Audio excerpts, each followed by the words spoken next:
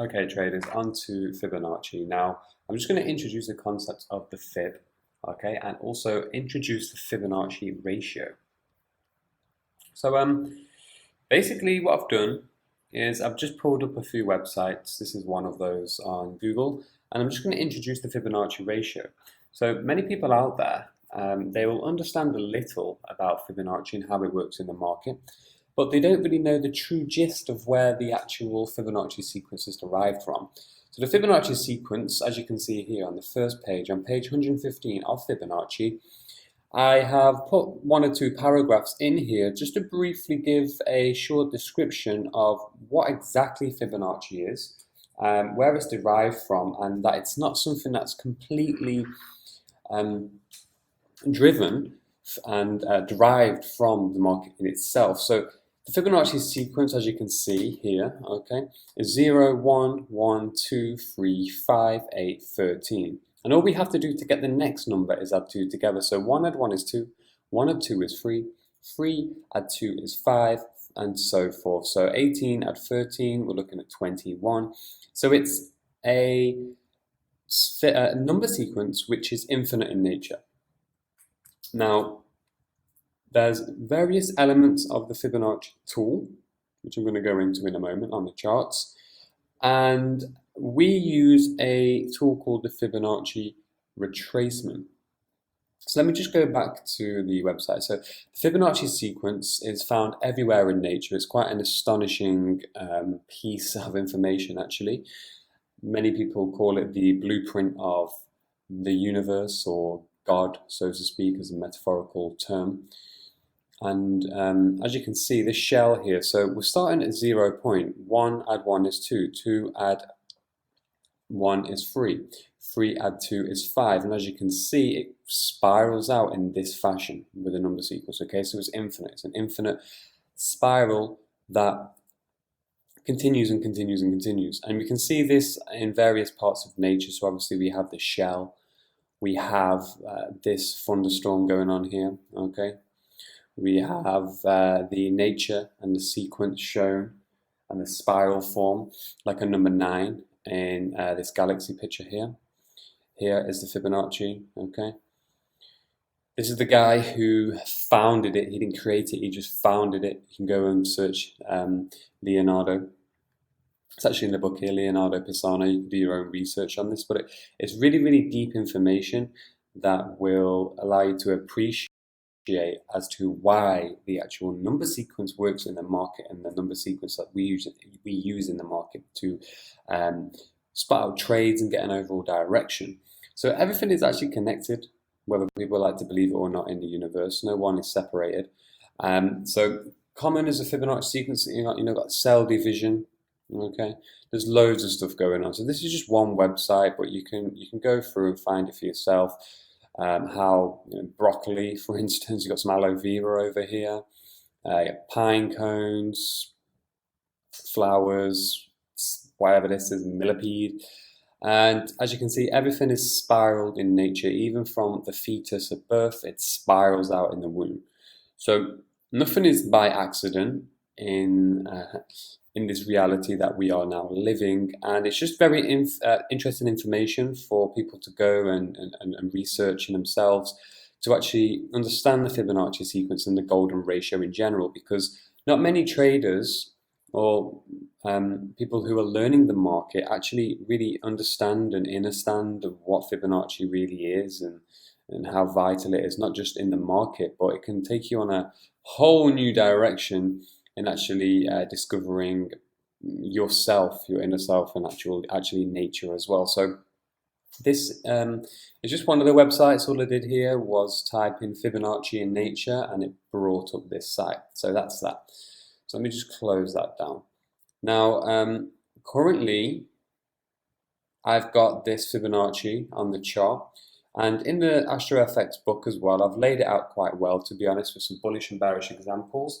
And for those guys who may have been in the market for a while and they have just took the astrofx course, or the people from the non-UK and the overseas students may have known about Fibonacci and may have read about it online and so on, but The Fibonacci ratios that we use in the Fibonacci tool, which I'm going to go through in the whole of this section and give examples. And there's going to be some trade setups at the end of the online course as well, where you can actually see Fibonacci in play on a realistic and real-time level. Okay, so that's the sequence. What else is important is this number here. Okay, this number here, which derives from this number here. So 1.618. Now, 1.618, 161.8 or 61.8, these are key Fibonacci ratios that we're going to be using on the chart. So here, 61.8 there, and we also have this one here as well. Put it at 61, but it is actually 161.8%. I'll get into that shortly. So going back to, the book.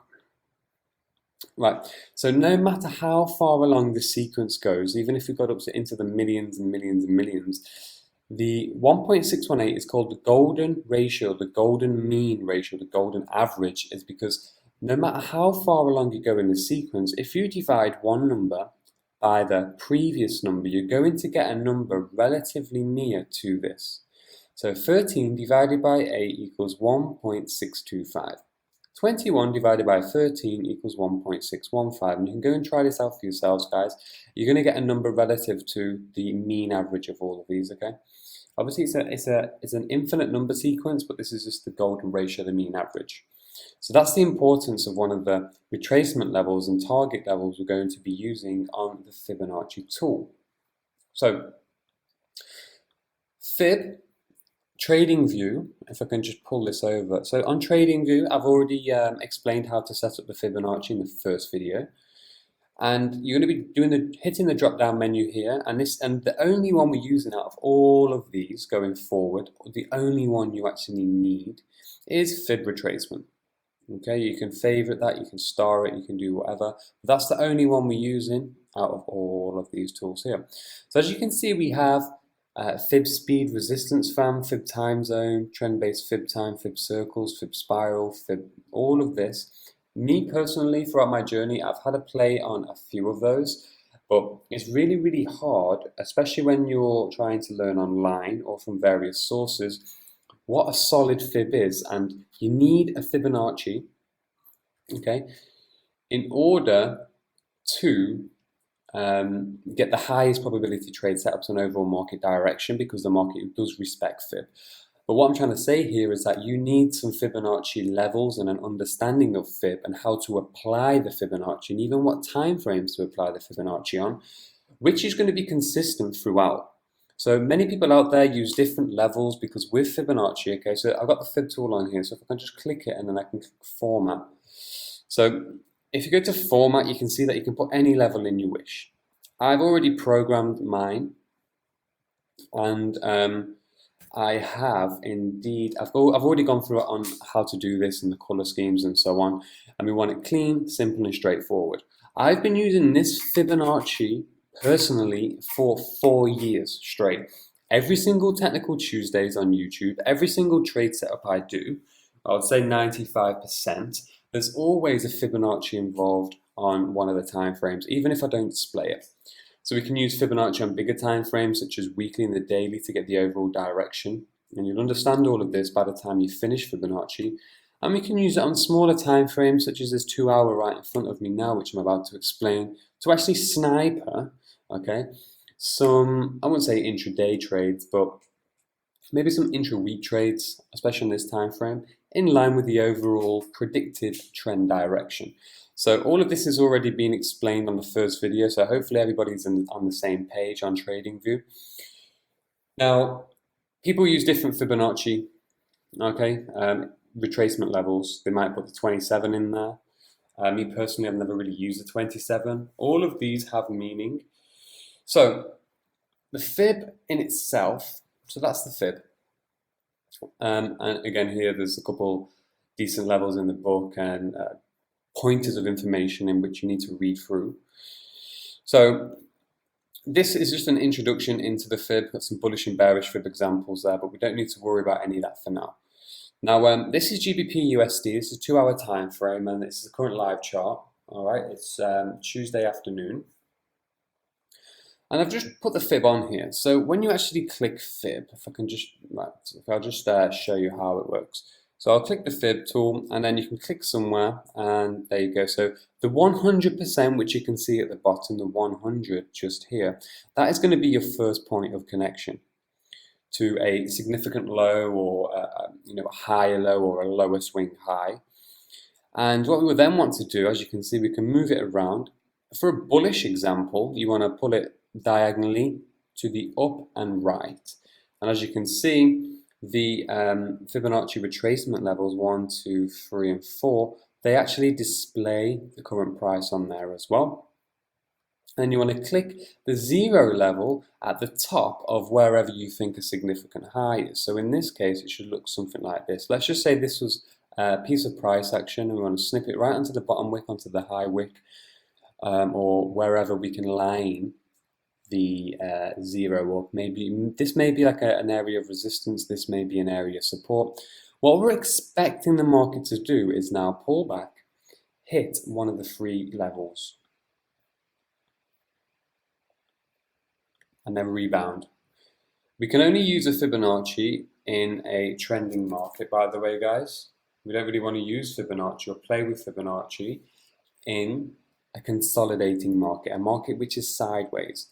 We've already had a little bit of a play around with the fib using the 50% there, because all the 50% is, so once we have found our first point, 100%, and then we dragged it onto our top point, which is 0%, just like we did with the monthly ranges. So let me just give you a quick recap of that.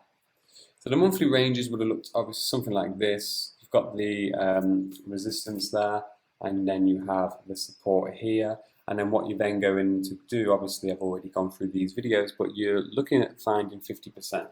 So the 50% level is just halfway between the 100 and the 0. Easy as that. The 38.2 and the 61.8, so let me put it like this. Let's say the wave from bottom to top there, let's say this was, just for the example, 100 pips. 100 pips from top to bottom. Now, obviously, if the market bounces back down to the 50% level, it has retraced 50 pips. That's the 50% now. I'm just going to remove this line. That's 50 pips. Whoops. Okay, if the market manages to bounce back down to the 61.8, let's just say it came down to 62 pips. Now, alternatively, if it comes down to the 38.2, let's just say it came down 39 pips. So as you can see right here, these are just projections of where the market can maybe have a breather to before potentially returning and continuing in its overall direction. So A, B, C, D. I'll get to that in a moment. The fib we use is A, B, C, D. The 2 levels over here, now this is the 127%. Okay, and then the one above is 1.8%. Right there. So we have potential areas. We use this for another purpose. We can use this for our stop loss placement, like 10 pips behind here or 15 pips behind here. I'll get to that later on, so don't worry about that right now. So let's say the market rallied from this zone. It went up 100 pips, pulled back. It's either going to come down 38.2 or 39 pips, 50 pips or 62 pips. And then potentially rebound in the overall bullish direction in this case, and maybe tap 127 or 161.8. So it's like a zigzag. And remember that this could be a higher high. This could be a new higher low. And then up here, it is projecting where the new higher high could be. So that formation makes sense, right? So we have significant low might be a reversal at support. It's gone up 100 pips, made a new higher high in the formation. It's pulled back a little bit to make a new higher low, either here, here, or here. And then it's gone up to make a new higher high, and then potentially could come back down to make a new higher low, higher high, and so on. So that's what the Fibonacci is, more or less in a nutshell. Okay, so that's that. Now, over here is an example that I was looking at myself on the GBP USD. However, I missed the best entry to buy. So the Fibonacci, what we're going to be looking at is A, B, C, and D. A, B, C, and D. So let me just put that somewhere.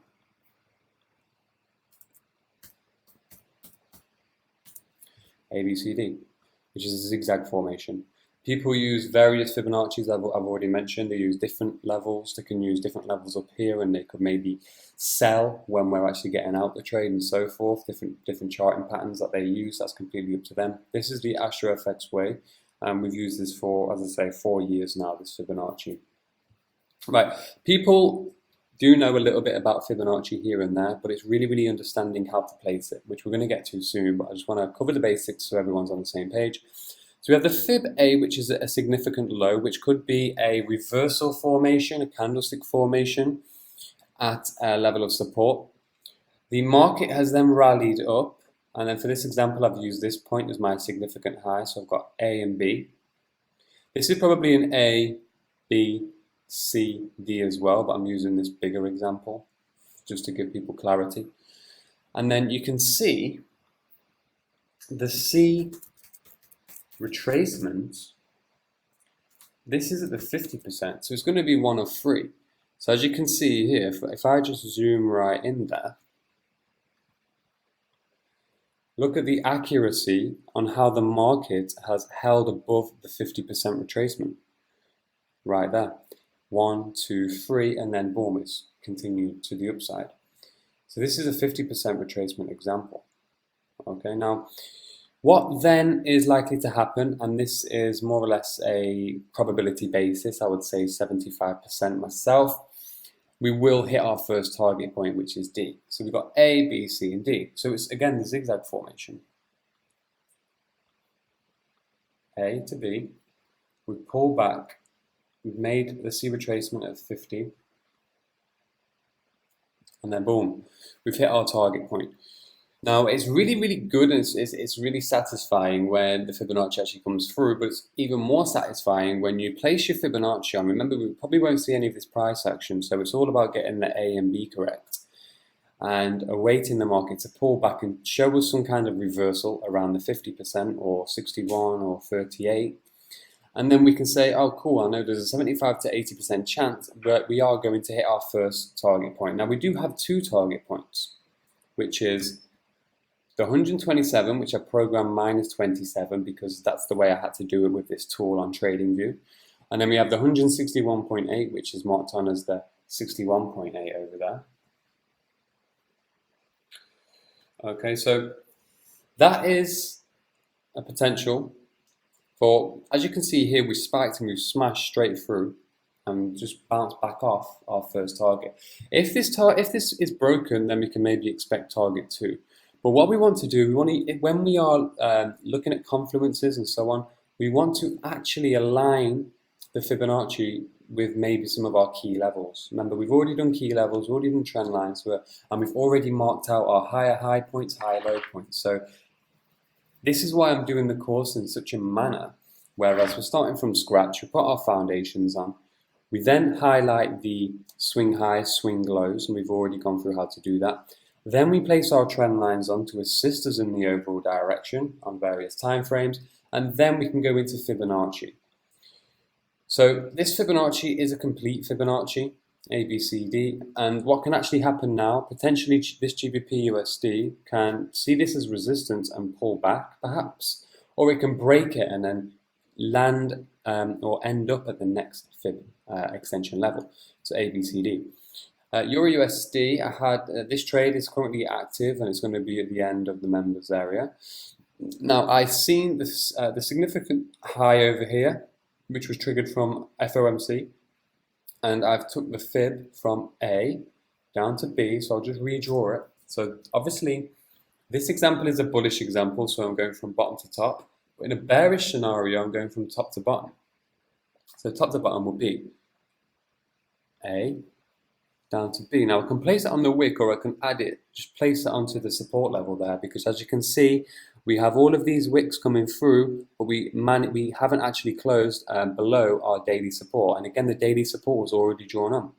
So when you have all of these elements drawn on, and you can actually read the market, then everything else falls into place and becomes a lot easier.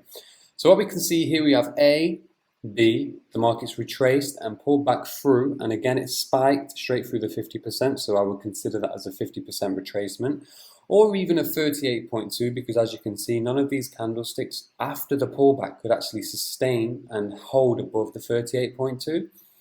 So let's just say A, B, C retracement 38.2, and then there's my first target there. So I'm expecting something like this to happen on the Euro USD at the moment. And then boom, there's a potential for Euro USD to make new lows down to the -27. That's where I put my target there. This actual trade is a 1 to 1.6 risk reward. And let's go back there. A 1 to 1.6 risk reward. And it's something that I've been watching for a day now, okay, a day only. This is a 4-hour fib. I've already read the overall direction of the trend, and it is bearish on the Euro USD at the moment. So we always want to go in the direction of the trend, and the market's always going to provide us with Fibonacci opportunities. So that's an introduction into the fib. We're more or less projecting a very accurate lower high here down to the next lower low. So lower high to lower low in a bearish example, and then here it was the higher low up to a higher high in the bullish example. So that's fib. You can go and research the sequence. You can research how Fibonacci appears in nature, and now we're relating it to the chart. So it is some special stuff, as long as we can actually plot it onto the graph correctly and so forth. So that's what you're going to learn in the next few videos.